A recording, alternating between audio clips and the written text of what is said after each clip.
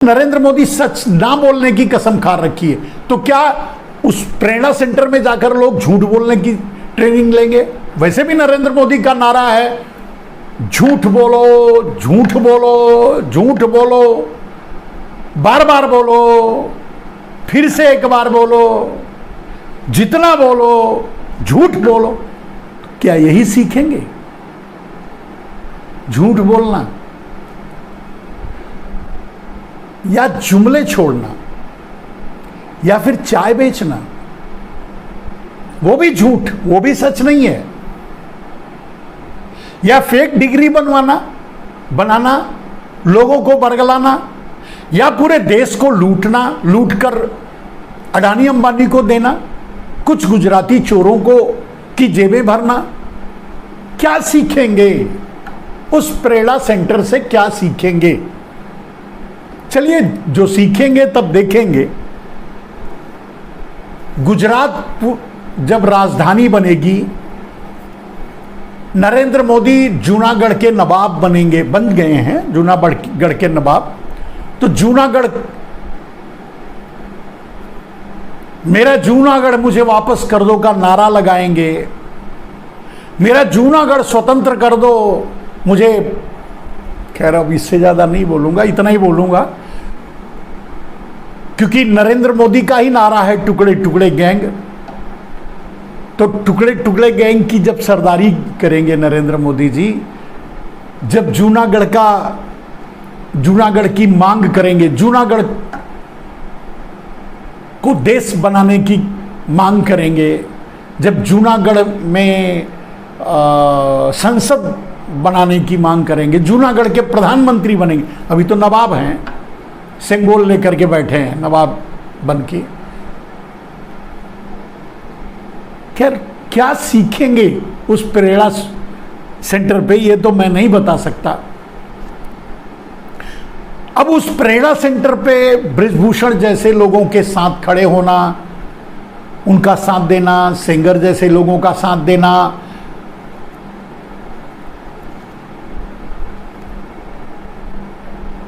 चिन्मय आनंद जैसे लोगों का साथ देना, यही सब सीखेंगे। और इससे ज्यादा क्या सीखेंगे? अगर सीखेंगे तो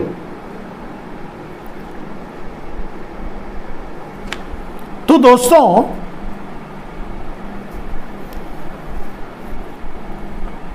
मेरा पूरा आज का जो पूरा कहने का, ये हफ्तों भर के बाद आप लोगों से मुलाकात हुई, तो मैं आपको बस कुछ बातें बताया कि नरेंद्र मोदी एक कांड पर पर्दा डालने के लिए दूसरा कांड करते हैं, और फिर दूसरे कांड पर पर्दा डालने के लिए तीसरा करते हैं, तीसरे पर पर्दा डालने के लिए चौथा करते हैं।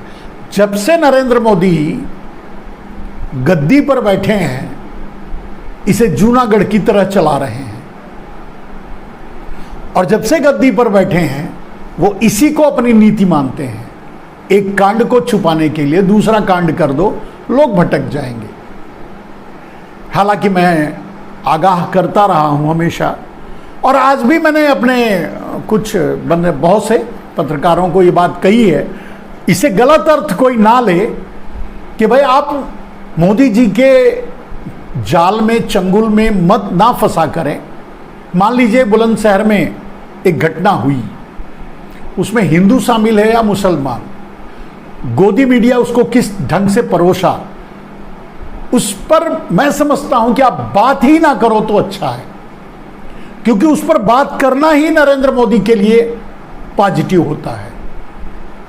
उस पर चुप रहना ही नरेंद्र मोदी के लिए खतरनाक होगा,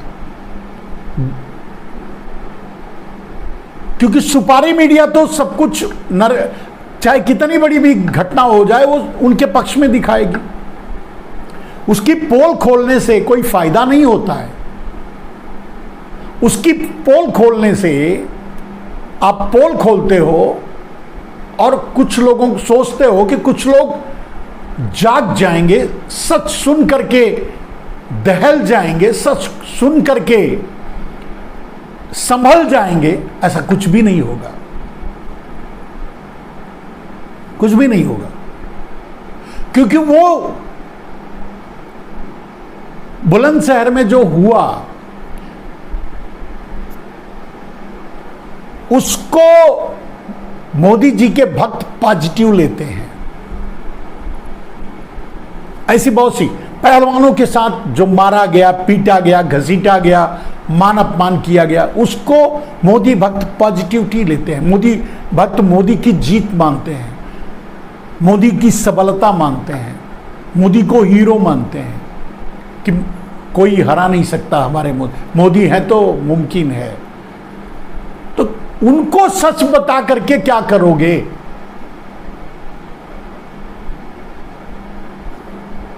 क्योंकि जहां एक्सेप्टेंस नहीं है, स्वीकार नहीं है, सच सुनने के लिए जब लोग तैयार नहीं हैं, तो उनसे सच बोलना भी मूर्खता होती है। अब गांव की कहावत है ना, भैंस के आगे बीन बजाओ, भैंस बैठ पगुराए। और ये इस देश की जनता तो भैंस से भी भैंस है, भेड़ है, भैंस से भी, भैंस भी नहीं कह सकते, भेड़ है। ये सिर्फ पगुराती नहीं, भैंस के आगे बीन बजाओ, भैंस बैठ पगुराए, ये इससे भी आगे हैं, ये भेड़ हैं। ये तो एक के पीछे चलकर एक गिर के मर जाते हैं।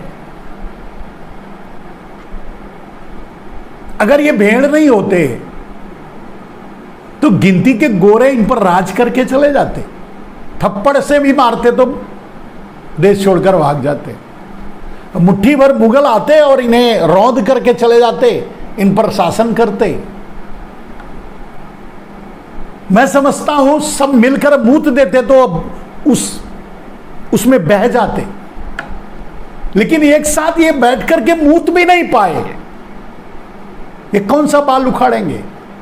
और इनको जगा कर क्या कर लोगे? इनको सो रहे हैं, सोने दो। खैर, ये तो वितृष्णा है मन की कि लोग इस हद तक मूर्ख होते हैं, इस हद तक मूर्खतापूर्ण बात करते हैं, या उनकी सोच इतनी मूर्खतापूर्ण होती है, मैं खुद भी नहीं समझ पाता। मैं कभी समझ ही नहीं पाया कि मोदी भक्त हैं कौन, कैसे हैं। लेकिन मिलता हूं, देखता हूं, सुनता हूं, और तब यही सोचता हूं, तो इनको नहीं जगाया जा सकता, इनको कुछ बताया नहीं जा सकता, इनको कुछ समझाया नहीं जा सकता। अब आप समझ लो, मोदी के कारण लोग मर रहे हैं। बालाशोर की घटना, ये मोदी के सिस्टम की फेलियोरिटी है, मोदी के मंत्रालय की फेलियोरिटी है, ये सरकार की फेलियोरिटी है, ये सीधे मोदी की फेलियोरिटी है। अब कोई जिम्मेदारी लेने के लिए तो तैयार तो नहीं है। लेकिन इनका सगुफा यह है कि जो बालासोर में मर गए लोग, उनको मुक्ति मिल गई, तो मोदी जी मौत दे सकते हैं। आप लाइन लगा के मुक्ति ले लो, बाकी तो और कुछ दे नहीं सकते। जीना चाहते हो तो कटोरा दे दिए 5 किलो अनाज के, भीख मांगो। अगर और कुछ चाहते हो तो मुक्ति देंगे, मर लो, मतलब मार डालेंगे और मुक्त हो जाओ। इससे ज्यादा तो नरेंद्र मोदी कुछ दे ही नहीं सकते, क्योंकि इससे ज्यादा नरेंद्र मोदी के पास कुछ है ही नहीं, क्योंकि इससे ज्यादा नरेंद्र मोदी ने कुछ सीखा ही नहीं। अब एक जुमलेबाज, एक झूठ, एक मक्कार सीखेगा क्या? जो पूरे देश की आंखों पर धूल झोंकता है, पूरे देश को नकली डिग्री दिखा करके पूरे देश को मूर्ख बनाने की कोशिश करता है, वो आदमी देश को देगा क्या? और अगर आपको नहीं समझ में आता है तो समझाएगा कौन? मैं नहीं समझता कि नरेंद्र मोदी के भक्तों को समझाने के लिए भगवान साक्षात विष्णु प्रकट हो जाएं तो भी ये नहीं मानेंगे। ये बोलेंगे ये कांग्रेसियों की, अब बालासोर की घटना को भी कह देंगे कि कांग्रेसियों ने के कारण हुआ। कहने के लिए क्या है इनको? और एक सबसे बड़ी बात, कुछ लोग बड़ी तेजी से ये बात बताने में लगे हैं कि राजस्थान, छत्तीसगढ़ और मध्य प्रदेश कांग्रेस जीत लेगी, माहौल बन रहा है, वगैरह वगैरह वगैरह। मेरे भाई, नरेंद्र मोदी थाल में सजाकर कांग्रेस को देने के लिए तैयार हैं। वो खुद हारने के लिए तैयार हैं, बस लड़ते हुए दिखाना चाहते हैं। इस जाल में मत फंसो। ये तीनों राज्य तो कांग्रेस जीतेगी। कांग्रेस जीतेगी अपने असली वोट से, लेकिन नरेंद्र मोदी हारेंगे क्योंकि वो वॉकओवर देना चाहते हैं। लेकिन अगर कांग्रेस अगला चुनाव 2024 का चुनाव ईवीएम पर करवाने दिया, होने दिया, आंदोलन नहीं किया, ईवीएम को नहीं रोका, तो कांग्रेस की 7 पुश्तें आ जाएं तब भी नरेंद्र मोदी को हरा नहीं सकती। ये मेरी बात लिख करके आप रख लो, क्योंकि यही तो चाल है नरेंद्र मोदी की। आप हिमाचल प्रदेश हारना चाहते तो फुल हाईजैक करके, जहां 5%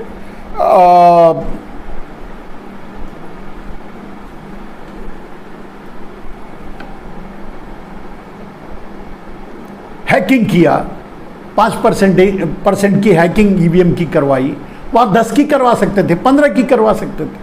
कर्नाटका में जहां 5%, 10% की करवाई, वहां 20% की करवा सकते। जीतना नहीं है, अपने आप को बस अपना वोट बैंक उनका बचा हुआ है, वोट उनका बचा हुआ है, परसेंटेज बचा हुआ है, यह दिखाने के लिए उतना हैकिंग करवा के ले लेंगे, बाकी कांग्रेस को जीतने देंगे।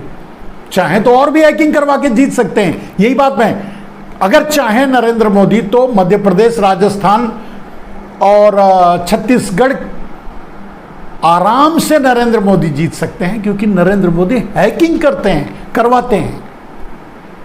लेकिन हारेंगे, और सिर्फ इसलिए हारेंगे क्योंकि अपने उनका हैकिंग करना यानी उनका ईवीएम बचा रहेगा, तो 2024 जीत लेंगे।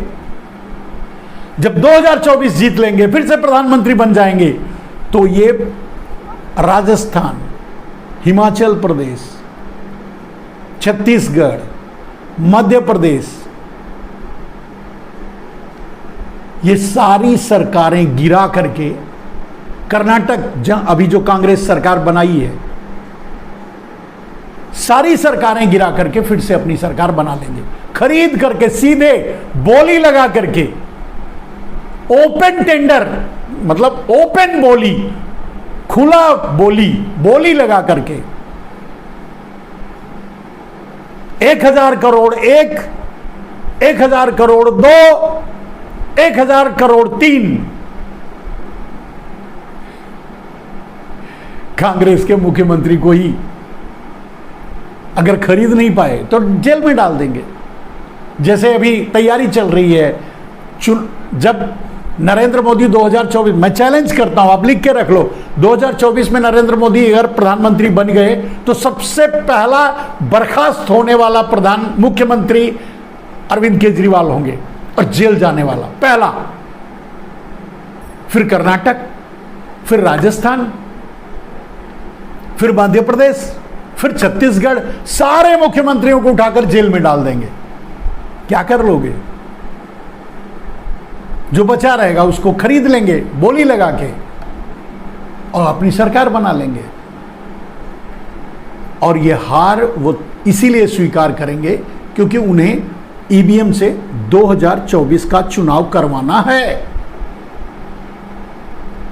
तो मेरे भाई, मेरे बंधु, मेरे पत्रकार भाई, रवीश भाई, अजीत भाई, अभिसार भाई, प्रज्ञा, सबको मैं ये कहना चाहता हूं, अडानी पे बात करो यार। बुलंदशहर को छोड़ो, वो मोदी का खेल है, उस फील्ड में मत जाओ। अडानी पे बात करो, पहलवानों का साथ दो, समर्थन करो, लेकिन कुछ होने जाने वाला नहीं है। लेकिन पहलवानों पर भी कुछ हो सकता है, पहलवानों के पक्ष में, अगर अडानी के गले में फंदा डाल के रखोगे तो। अडानी, अब यूं कह सकते हैं, अडानी एक ऐसा तोता है, कहते हैं ना कि मतलब राजा की जान उस तोते में थी। कौन, किस तोते में थी? अडानी में। मोदी की जान अडानी में है, मोदी की जान है अडानी। अडानी, मोदी, मोडानी, मतलब एक दूसरे के सिक्के के दो पहलू हैं। एक क्या बोलते हैं उसको, कैसे कहेंगे, दो जिस्म एक जान है, अडानी और मोदी। तो आपको कहीं प्रहार करना है तो अडानी पे करो, अडानी पे फोकस करो, अडानी से मत हटो। अडानी से हटाने के लिए ही तो ये इतनी बड़ी घटनाएं हुई यार। कर्नाटक हारे, विदेश घूम कर आए, बालासोर करवाए, बुलंदशहर करवाए, पहलवानों को पिटवाया, अल्ट्रा विस्टा, ये सब कुछ अडानी से ही ध्यान भटकाने के लिए, हटाने के लिए है। राहुल को तो बेघर ही कर दिए, संसद से भी निकाल दिए, सब कुछ अडानी के लिए है। तो आप भी अडानी पे रहो, आप क्यों वहां से फिसल जाते हो? इस बात को मत भूलना कि अडानी में मोदी की जान है। अगर आपको कहीं दबाव डालना है, प्रहार करना है, मतलब वो तोता, अडानी वो तोता है जिसमें नरेंद्र मोदी की जान है। सब कुछ है अडानी नरेंद्र मोदी के लिए। तो आप अडानी पे ध्यान दो ना, अडानी पे केंद्रित रहो ना। लोगों को जगाना ही है तो अडानी पर बोलो ना, अडानी के बारे में बताओ ना। अडानी से इधर उधर क्यों भटक जाते हो भाई? आज के लिए